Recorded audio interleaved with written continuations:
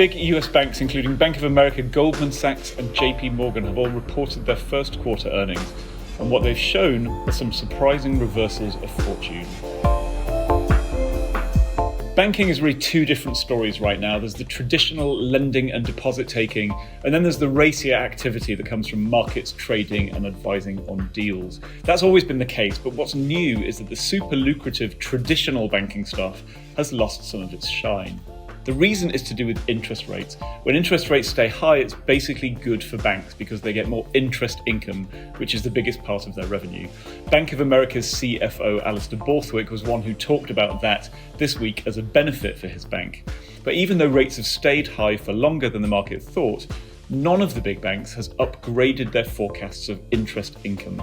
In fact, their tone is downright cautious. That's disappointing for investors, but it's also seemingly got them worried that there might be something that they're missing about the near future.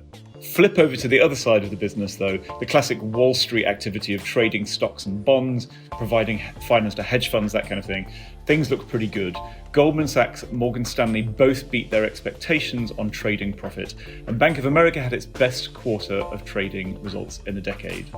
Companies are going ahead with stock market listings again. The cybersecurity firm Rubrik is a live example of that, and that creates a bump in fees for Wall Street.